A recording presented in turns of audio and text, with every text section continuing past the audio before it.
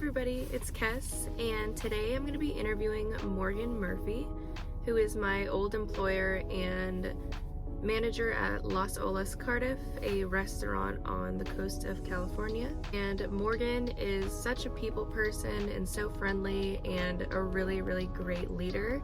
So today he's going to be telling us how he runs things on a small and larger scale. And yeah, thanks for tuning in.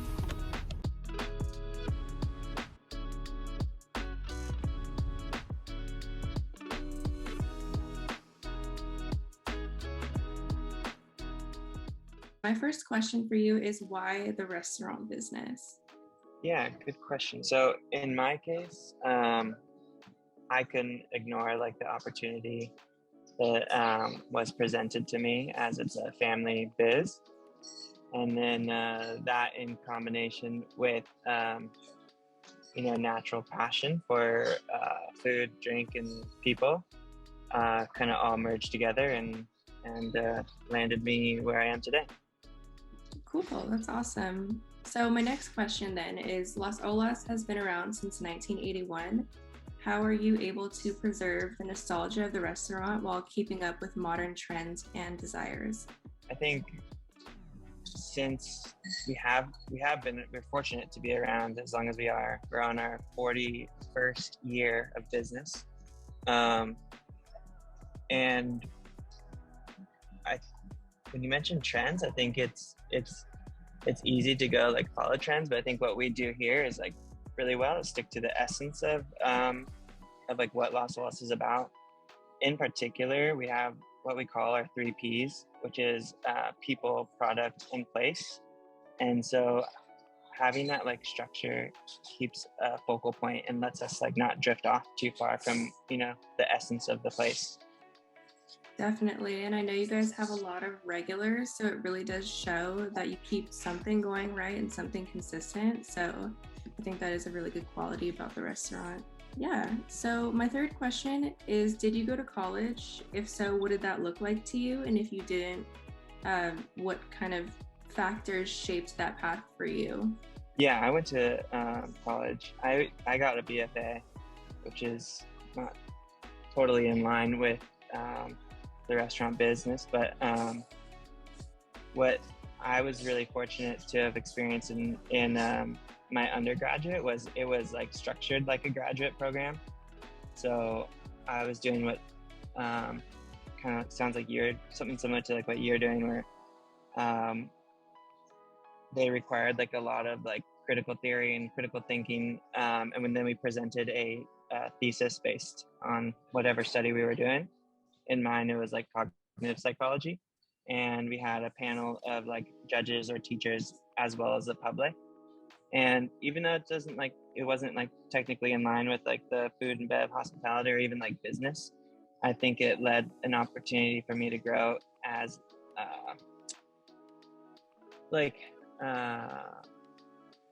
abstract thinking and thinking big in terms of bottom line.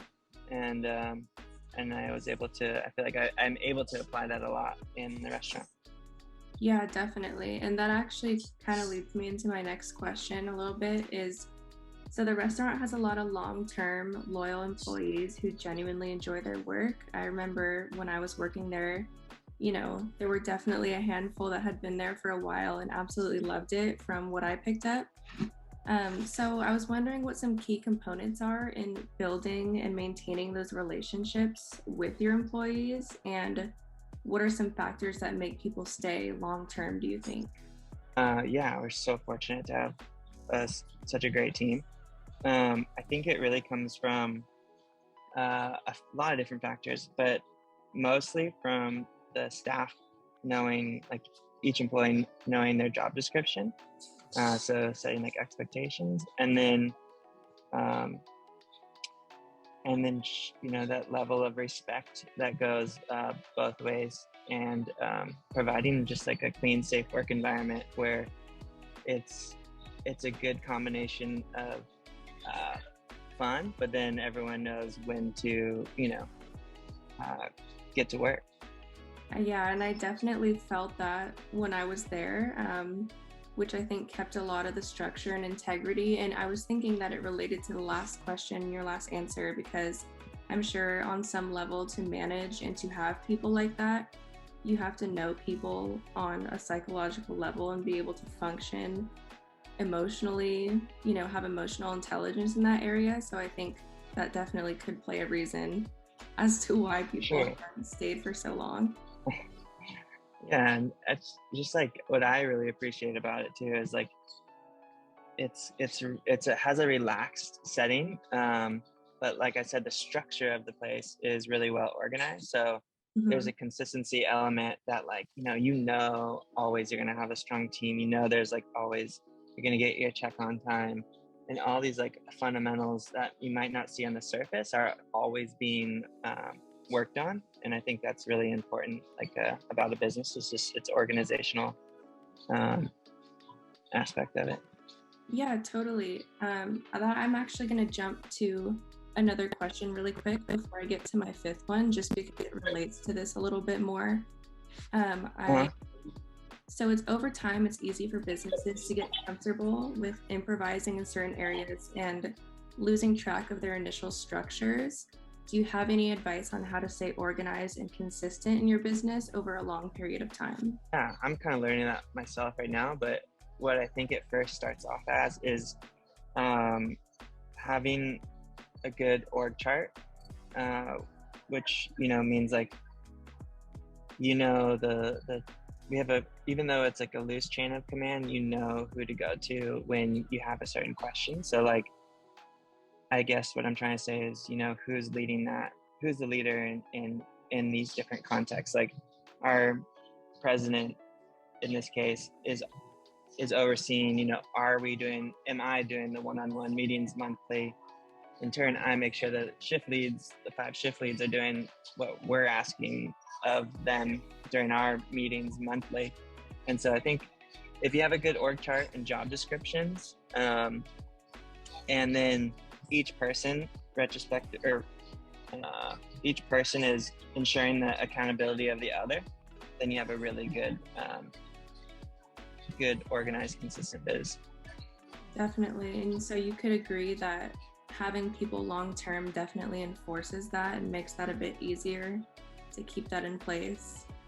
I think so, but also even that can get challenging, because like your question was, I think kind of, to me, how I understood it was like, you can get kind of lax, get a little comfortable. But I think if whoever's in that like administrator leading role, ensure that, the meetings are consistent and there's like a clear communication between everyone, and that stays consistent, even if the meeting doesn't like contain a crazy amount of information, but the meetings are done routinely, then then the machine is well oiled and continues working. That's really good. I think that applies to a lot of things, especially now. For me, I could say that applies most to these group projects and projects in general, because now I don't really have any homework. It's just about knowing your role and consistently meeting with the group. And so I feel like that's a good answer and kind of applies across the board for a whole lot of things. Well, yeah, I think it's applicable too. To a lot of different things in life, consistency and chipping away at it. So meetings for sure. So I'm going to go back to my fifth question. Have you ever had fear of failure as a manager? And how do you personally manage being overwhelmed or stressed at times, if that does happen? I feel like fortunate. I'm just an optimistic person, I think, naturally. I think what also like college was able to like shine a light on was anything that I'm not comfortable with and or not experienced in is treating it as a learning experience. If some obstacle gets in the way, is instead of like kind of freaking out over it, is learning from it. And I also like to problem solve. So yeah, does that answer your question? Yeah, no, it totally does. I mean, you don't have to be stressed or overwhelmed. And then the stress part, that's a great question, because here, I'm kind of still learning that situation of the restaurant business, because there's so many different, there's a million things every day. But what the owner and what my pops has taught me is separating vital versus important. You have a list of really important things, but making sure you continue, you keep a logbook, whether it's digital or a pen and paper, and whatever works best for that person, and then separating your vital and important. And then, like we talked about before, is each week you pull that thing out and you're like, all right, what is bottom line oriented? What is vital? What is also important, but I can either farm out and ask for help on, and or approach it the next week. And I think if you can stay consistent with that, then you don't feel like a level of stress, because it's easy to like get so many things going on your plate. But if you do that separation of vital versus important, you're more taking on one thing at a time, and it creates less stress. That's super helpful. Yeah. So you would say organization definitely leads to less stress and so on down the chain. Yes. And then eating healthy and exercise. Totally. Okay, so my last question for you, it's pretty broad, but you can answer it however you want to, is if you could give a piece of advice to people in their 20s who have an entrepreneurial spirit but maybe don't know where to take it at the moment, what would you suggest, or what advice would you have? My advice would be 20s. Save money, read a lot, and apply that, like what we talked about before. Just like apply like a certain level of consistency, and like life is short, and treat everything as like an experiment. And like treat obstacles like a learning opportunity. I think that's probably the best thing. But I'd say number one is just like, and then if you have I think it's important to follow and like do what you love. But if you don't know what you want to do, or if you don't know what you love yet, then that's where I think the treating everything as an experiment works out, and like creating like basically, all right, this is a business plan for this experiment.